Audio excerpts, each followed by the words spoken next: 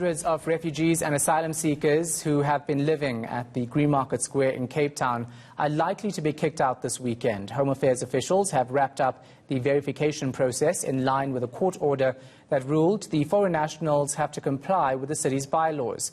But the refugees say they have nowhere else to go. They're part of a group seeking to be relocated, citing xenophobia in South Africa.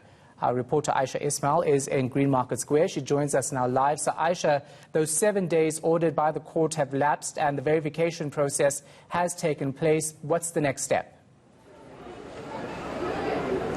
Well, Shahan, about 781 refugees and asylum seekers have been verified, and these include just over 200 children. And the refugees that I spoke to here were saying that they went to the verification process in Salt River, and this was a facility that was provided by the city of Cape Town. And we saw Home Affairs officials doing the process, and now the process is over. And the refugees were telling me earlier that they don't know what's going to happen to them from now that the process is over. They don't know what's going to happen next. But I am now joined by the MACO member for safety and security for the city of Cape Town, JP Smith. Mr. Smith, as we said earlier, the process, the verification process, as ordered by the court about 2 weeks ago, is now over. Today was the last day. What is the next step now? That you will have to ask the Department of Home Affairs. With regards the city side of the equation, the court order required us to make a facility available to allow DHA to do their verification process. DHA, through that process, is engaging people to understand what their needs and issues are, and they will need to respond to that. The Constitution enjoins only them to be able to do that. That is their core constitutional functionality. As for the city, our bylaws were interdicted until the end of today. So after today, the city may then apply the municipal bylaws as we do across the city for everybody, and anybody not in compliance with the court order is then in contempt of court. So in addition to the non-compliance with the bylaws, there is then also a contempt of court provision that applies.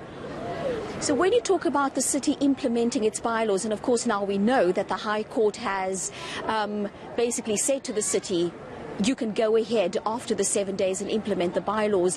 What does this entail? So that means that the city, in terms of its bylaws, as we do every day across the city, is entitled to ask people to cease to occupy a particular part of the city, and that or particular piece of public open space. And in this case, non-compliance with that not only constitutes a bylaw offence, which would normally result in the issuing of a notice. In this case, there would be an operation along with the notice to ensure compliance with the bylaw. So there is immediate relief achieved through the application of the bylaw, but there would also be a contempt of court in this case, and so that people not complying with the court's instructions would then be liable for arrest and the detention at the South African police in order for the court to continue hearing that matter.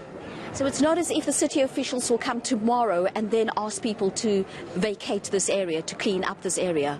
That is now legally possible and is in effect what the court order says.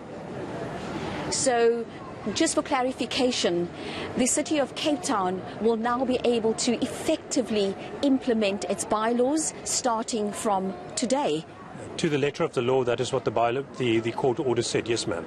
So we are now able, after today, the screening process has concluded, the verification process, whatever measures DHA is going to implement now to assist with relief or reintegration, they must now immediately undertake, or they must indicate to us what those measures are and what our response to that should be.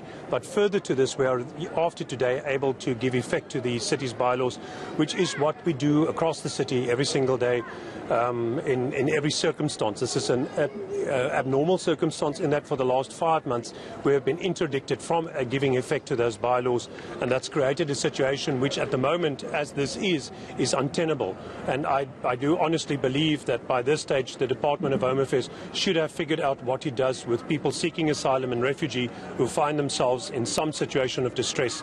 But that, unfortunately, is not something that the city can do. Nowhere in the Constitution or in law does the law enjoin us to be able to do this.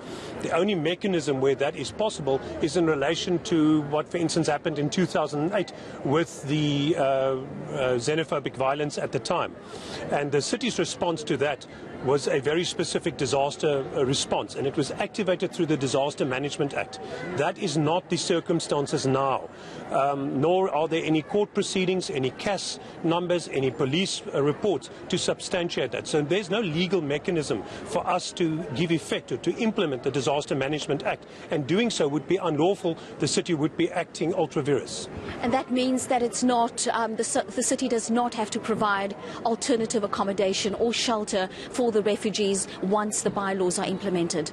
Correct, ma'am. That is specifically what the court did not ask us to do. That was the very nature of the entire court proceeding, was to determine whether legally and morally the city had an obligation to supply accommodation, understanding also what this means for the rest of the city, not only for the group of people who find themselves here, but for the thousands of other refugees and asylum seekers who find themselves in similar circumstances, who would then be able to claim the same opportunities, and also for South Africans who are sitting on waiting lists, who would look at this situation and go, that is not fair or reasonable in their estimation. So there's a whole range of knock-on consequences which the court very carefully considered, and for that reason the court found as it did. Thank you so much for your time, sir. Back to you, Shahan, and that was the City of Cape Town's JP Smith.